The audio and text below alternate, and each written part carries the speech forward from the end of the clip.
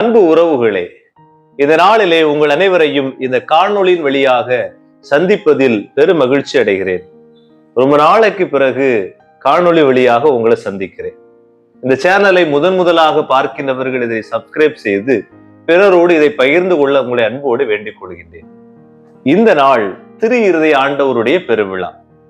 ஆண்டவருடைய திரு இருதயத்திற்கு நம்முடைய திரு அவையும் அதை சார்ந்த அனைவரையும் ஒப்பு கொடுத்து நாம் அனைவருமே மன்றாடுகின்ற நாள். குறிப்பாக இந்த ஜூன் மாதத்தில் இந்த திரு இருதய ஆண்டவருடைய உருவப்படத்தை நாம் ஸ்தாபித்து அதை அருட்பணியாளரை அழைத்து மந்திரித்து நாம் மீண்டுமாக அந்த திரு இருதய ஆண்டவரை பார்த்து ஜபிக்கின்ற மாதம்.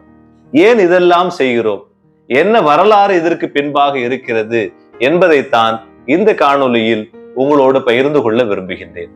அன்பு உறவுகளே, இந்த திரு இருதய ஆண்டவருடைய பக்தி முயற்சி அல்லது இந்த நவநாள் என்பது விவிலியத்தில் நமக்கு குறிப்பிடப்பட்டிருக்கிறது.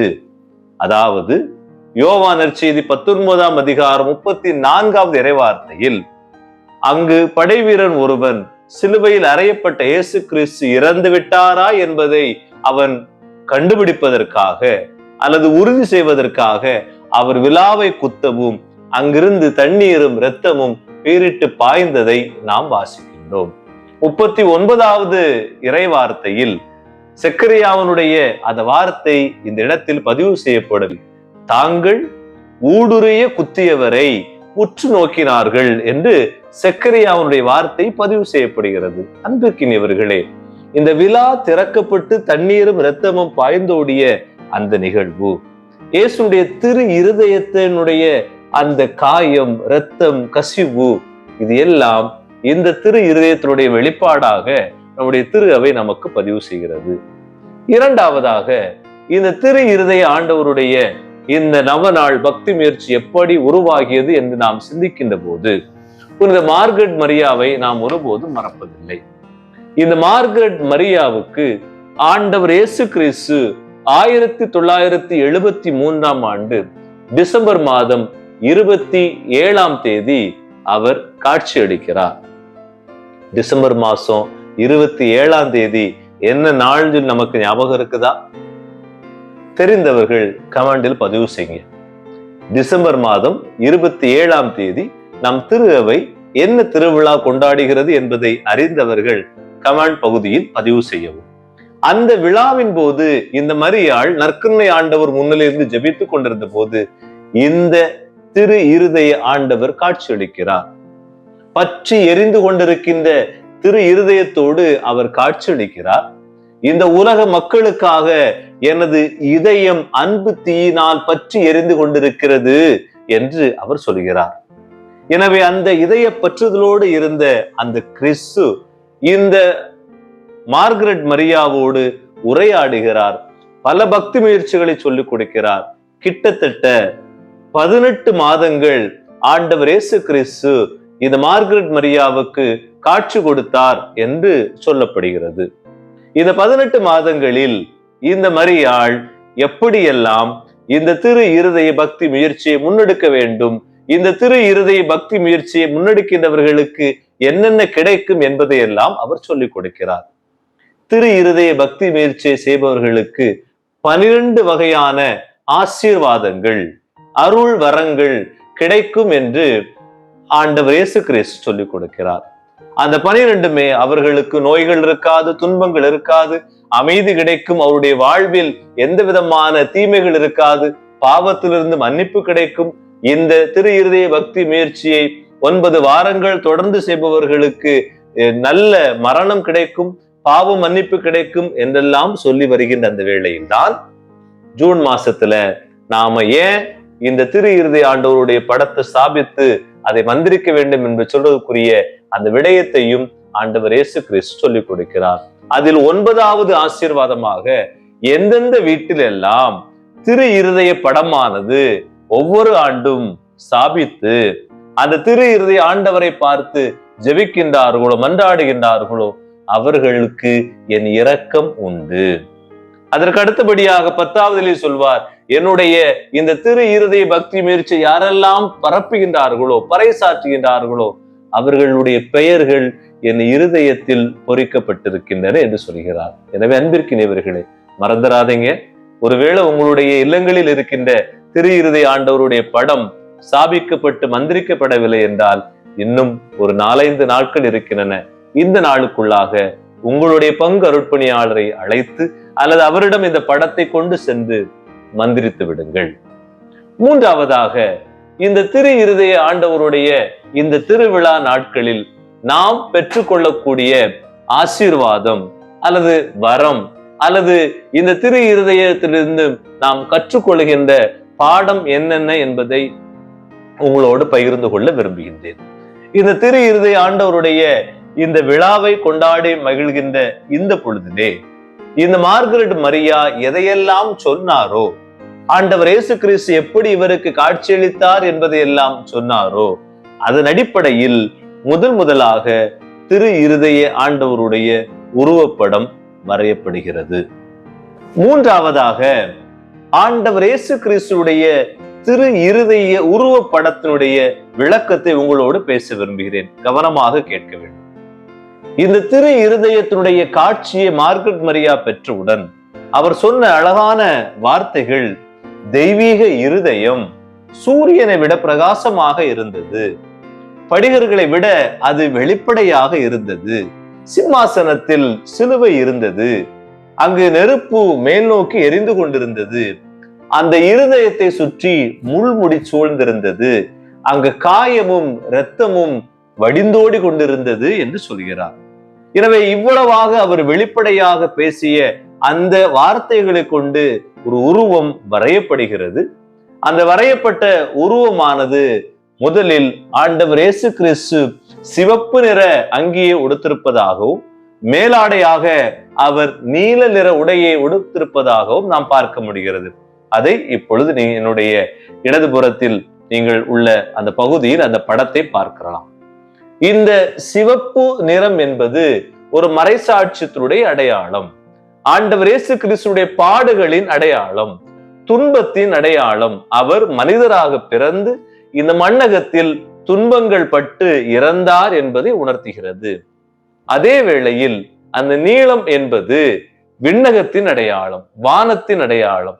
எனவே ஆண்டவர் இயேசு கிறிஸ்து விண்ணகம் சென்று விண்ணக தந்தையாக இருந்து நம்மை பாதுகாக்கிறார் என்பதை குறித்து ஓவியர் அதை வரைந்திருக்கிறார். எனவே இந்த இருதயத்தில் இருக்கின்ற அந்த 7 அடையாளங்களை உங்களோடு இந்த விளக்கமாக பேச விரும்புகின்றேன். ஆண்டவருடைய தூய இருதய படத்தில் நீங்கள் பார்த்தீர்களானால் இந்த 7 அடையாளங்கள் இருக்கும். எல்லா படத்துல இப்ப வர்ற படத்துல பாதி படத்துல இது அப்படி இருக்கிறதே இல்லை. ஒருவேளை உங்க வீட்டுல இந்த 7 அடையாளங்கள் உள்ள திரு இருதய படம் இருந்தாதான் அது உண்மையான இயேசுனுடைய திரு இருதய படம். அதற்கு பிறகு கற்பனையில் பல்வேறு படங்கள் உருவாக்கப்பட்டு வருகின்றன என்பதை நாம் அறிவோம். எனவே இந்த திரு இருதய ஆண்டவருடைய உருவப்படத்தில் இருக்கின்ற 7 அடையாளங்கள், முதலாவதாக இயேசுனுடைய திரு இருதயம், அதை சுற்றி ஒளி பிம்பங்களாக ஒளி கதிர்களாக இருந்து கொண்டிருக்கும். மூன்றாவதாக மேல் நோக்கி எரிந்து கொண்டிருக்கின்ற அந்த நெருப்பு, அந்த இதயத்தில் இருக்கின்ற அந்த காயம், அதற்கு அடுத்தபடியாக இதயத்தில் இருந்து வழிந்தோடுகின்ற அந்த இரத்தம், அந்த இருதயத்திலே அந்த இருதயத்தை சுற்றி இருக்கின்ற அந்த முள்முடி, அதோடு சேர்த்து அந்த இருதயத்தில் வழிந்தோடுகின்ற இரத்தம் என எல்லாவற்றையும் சொல்லிவிட்டேன். இவைகளுக்குரிய விளக்கங்கள் என்ன என்ன, இந்த விளக்கங்களை நாம் எப்படி புரிந்து கொள்வது என்பதை உங்களோடு சில வார்த்தைகளில் சிறிய விவிலிய பின்னணியோடு பேச விரும்புகின்றேன். முதலாவதாக, அந்த முள்முடி இயேசுனுடைய பாடுகளின் போது அவருடைய நெற்றிகளிலே பொருத்தப்பட்ட இந்த முள்முடியானது நம் பாவங்களுக்காக அவர் அந்த முள்முடியை ஏற்றுக்கொண்டது போல, இயேசுனுடைய திரு இருதயத்தை சுற்றி இருக்கின்ற அந்த முள்முடியானது நம்முடைய பாவங்கள், நம்முடைய குற்றம் குறைகள்.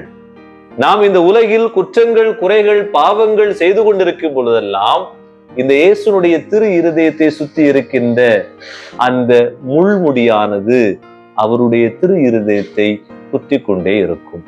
அந்த இருதயம் சொல்லித் தருகின்ற பாடம், நீ பாவம் செய்யாதே, நீ பாவம் செய்தால் அந்த பாவத்தை என்னிடம் அறிக்கையிடு என்று சொல்லுகிறார். இரண்டாவதாக, ஆண்டவர் இயேசு கிறிஸ்துடைய அந்த இருதயத்தினுடைய முள்முடிக்கு அருகாமையில் இருக்கின்ற காயம். ஏற்கனவே சொன்னது போல யோவான் செய்தி 19ஆம் அதிகாரத்தில் அந்த படைவீரன் ஈட்டியால் குத்தி திறந்த அந்த விழா, அவ்வோது கண்டிப்பாக இருதயத்திலும் பிளவு ஏற்பட்டிருக்க வேண்டும். அப்போது ஏற்பட்டிருக்கின்ற காயத்தை இது ஒருவேளை குறிப்பிடலாம். இரண்டாவதாக, இந்த காயம் என்பது நம்முடைய துன்பத்தின் அடையாளம். மனித வாழ்வு துன்பங்களால் நிறைந்தது. இந்த துன்பங்களை எல்லாம் போக்குவதற்காக மீட்பராக கிறிஸ்து பிறந்திருக்கிறார் என்பதை சொல்லித் தருகிறது. அவர் தம் காயங்களால் நாம் சுகமானோம் என்று எசாயா புத்தகம் 53 சொல்வதை நாம் இவ்விடத்தில் நினைவு கூற வேண்டும். எனவே இயேசு கிறிஸ்துடைய இந்த காயம், அவருடைய இத்தகைய மீட்புமிக்க ஒரு செயல் நம் வாழ்விலும் இருக்க வேண்டும். நம்முடைய வாழ்வின் காயங்கள், நம்முடைய வாழ்வின் துன்பங்கள் அனைத்தையும் இந்த கிறிஸ்துவிடம் நாம் ஒப்படைக்க வேண்டும் என்று அவர் விரும்புகிறார். நாம யோசித்து பார்ப்போம், நம்முடைய வாழ்வில் வருகின்ற துன்ப துயரங்களை என்னைக்காவது இயேசுடைய திரு இருதயத்திற்கு ஒப்பு கொடுத்திருக்கிறோமா? இந்த நாளில் நாம் ஒப்பு கொடுப்போம். அதே போன்று பிறருடைய துன்ப துயரத்தை போக்குபவர்களாகவும் இருப்போம். மூன்றாவதாக, அந்த தூய திரு இருதயத்தை சுற்றி இருக்கின்ற ஒளிக்கதிர்கள். கிறிஸ்து என்பவர் இந்த உலகிற்கு வந்தபோது இருள் அகன்றது, ஒளி இவ்வுலகிற்கு வந்தது என்று சொன்னது போல, தொடக்க நூலிலே ஒளி தோன்றுக என்று தந்தையாம் கடவுள் சொன்னது போல, இந்த உலகின் ஒளி நானே என்று ஆண்டவர் இயேசு கிறிஸ்து சொன்னார் என்றால், அந்த ஒளியான கடவுள் இந்த ஒளிக்கதிர்கள் சொல்லித் தருகிறது, இந்த உலகில் இருக்கின்ற எல்லா மக்களுடைய வாழ்வின் இருளை நான் அகற்றி உங்களுக்கு ஒளியை தருவேன் என்று சொல்கிறார். இருள் சூழ்ந்த வாழ்வில் நாம் எல்லாருமே இருக்கிறோம். அந்த வாழ்வை மாற்றுபவராக இன்று இயேசு கிறிஸ்துடைய திரு இருதய பெருவிழா நம்மை அழைக்கிறது. நான்காவதாக, இந்த இயேசு கிறிஸ்துடைய அந்த காயங்களுக்கு அருகாமையில் இருக்கின்ற இரத்தம். இயேசு கிறிஸ்துடைய அந்த இரத்தமானது நம் ஒவ்வொருவருடைய வாழ்வினுடைய மீட்பாக அமைகிறது. நான்காவதாக, இந்த காயத்தின் அருகாமையில் இருக்கின்ற இரத்தம், இயேசு சிந்திய அந்த இரத்தம் தான் திரு அவையின் துவக்கம் என்பதை திரு அவை சொல்லித் தருகிறது. இயேசு சிந்திய அந்த இரத்தம் தான் திருவருட்சாதனங்களுடைய துவக்கம் என்று சொல்லப்படுகிறது. இயேசுனுடைய இரத்தம் சிந்திய அந்த நாளில் திரு அவை உருவாகியது. இயேசுனுடைய இரத்தம் சிந்தப்பட்ட அந்த நாளில் திருச்சபையினுடைய திருவருட்சாதனங்கள், அருள் அடையாளங்கள் உருவாகின. எனவேதான் சில படங்கள்ல பார்த்திருப்போம், இயேசுடைய திரு இருதயத்திற்கு அருகாமையில் அந்த கிண்ணம், ரச கிண்ணம் இருக்கும். அந்த இரத்தம் அங்கெல்லாம் வழிந்தோடும். இதை என் நினைவாக செய்யுங்கள், இனி ஆண்டவருடைய இரத்தத்தை நமக்கு பகிர தந்தார் என்று சொல்லப்பட்டது போல, இந்த இரத்தம் வழியாக உருவாக்கம் ஏற்படுகிறது, புதியவை பிறக்கின்றன என்பதை நாம் அறிந்து கொள்ள வேண்டும். அதற்கு அடுத்தபடியாக அங்கு இருக்கின்ற அந்த திருச்சிலுவை. இந்த சிலுவை என்பது பல நபர்களுக்கு சாபமாக இருந்தது, கிரேக்கர்களுக்கு அது மடமையாக இருந்தது. ஆனால் கிறிஸ்துவை ஏற்றுக்கொண்டவர்களுக்கு அது வல்லமை, மீட்பு, வெற்றி என்பதை நாம் அறிந்து கொள்ள வேண்டும். எனவே இந்த சிலுவையை கொண்டு கிறிஸ்து இந்த உலகிற்கு மீட்பு அளித்தார், வெற்றியை கொணர்ந்தார் என்பது இந்த திரு இருதயத்தினுடைய முதன்மையாக அமைகிறது. கிறிஸ்தவத்தின் அடையாளமாக இருக்கின்ற அந்த திருச்சிலுவை இந்த திரு இருதயத்தினுடைய மைய பொருளாக இருக்கிறது. அடுத்ததாக, மேல் நோக்கி எரிந்து கொண்டிருக்கின்ற அந்த நெருப்பு. எப்படி மோசே எரிகின்ற முட்புதரை பார்த்து ஆண்டவர் அவரோடு அந்த முட்புதர் வழியாக, நெருப்பின் வழியாக பேசினாரோ, இந்த மேல் நோக்கி எரிந்து கொண்டிருக்கின்ற இந்த நெருப்பு என்றும் அணையாமல் நமக்காக எரிந்து கொண்டிருக்கிறது. எனவேதான் இயேசு மார்கரெட் மரியாவுக்கு அழகாக சொல்வார், என் இதயம் மனிதர் மீது கொண்டுள்ள அன்பினால் பற்றி எரிந்து கொண்டிருக்கிறது. இயேசு சொன்ன வார்த்தை. இந்த பற்றி எரிகின்ற இந்த தீயானது இயேசுனுடைய அன்பை வெளிப்படுத்துகிறது. இந்த அன்பு நமக்காக என்றும் பற்றி எரிந்து கொண்டிருக்கிறது. நாம் அந்த அன்பிற்காக ஏங்குவதற்கு பல நேரங்களில் மறந்து விடுகிறோம். இறுதியாக இயேசுடைய திரு இருதயம். இதயம் என்பது அன்பின் அடையாளம். இந்த இயேசுனுடைய இந்த அன்பை அல்லது இந்த இருதயத்தை நாம் பல நிகழ்வுகளில் பலவற்றிற்கு ஒப்பிடலாம். ஒன்று, இந்த இருதயம் என்பது நல்ல ஆயனுடைய இருதயம். ஆயன் தன் மந்தைகளுக்காக உயிரை கொடுக்கின்ற அந்த ஆயன், அல்லது தன் நண்பனுக்காக உயிரை கொடுப்பதை விட மேலான அன்பு இல்லை என்பதை உணர்த்திய இந்த இருதயம், அல்லது அடிபட்டு கிடந்த அந்த சமாரியன், அந்த வழிபோக்கனுக்கு உதவி செய்த சமாரிய இதயம் போல இந்த இருதயமானது நமக்காக துடித்து கொண்டே இருக்கிறது. மத்தேயு நற்செய்தி 19ஆம் அதிகாரம் 28 வரும், சுமை சுமர்ந்து சோர்ந்திருப்போரே எல்லோரும் என்னிடம் வாருங்கள், நான் உங்களுக்கு இளைப்பாறுதல் தருவேன் என்று சொன்ன அந்த இயேசு கிறிஸ்துனுடைய இருதயம் நம் சுமைகளை தாங்குவதற்காக காத்து கொண்டிருக்கிறது. அன்பு உறவுகளே, இந்த இருதயத்தினுடைய 7 அடையாளங்களை நாம் பார்த்தோம். இந்த இருதயத்தை, தூய இருதய உருவ படத்தை நாம் ஏன் நம்முடைய இல்லத்தில் வைத்திருக்க வேண்டும்? வைத்தால் நமக்கு ஆசீர்வாத நிச்சயம் என்பதை நாம் அறிந்தோம். அதைவிட மேலாக இதனுடைய வரலாற்று பின்னணியையும் நாம் அறிந்து கொண்டோம். எனவே இந்த பகிர்வை மற்ற நண்பர்களோடு பகிர்வோம். பிறருக்கு இந்த திரு இருதய ஆண்டவருடைய பக்தி முயற்சியை இந்த காணொளி வழியாக பரப்புவோம். அனைவருக்கும் நன்றி.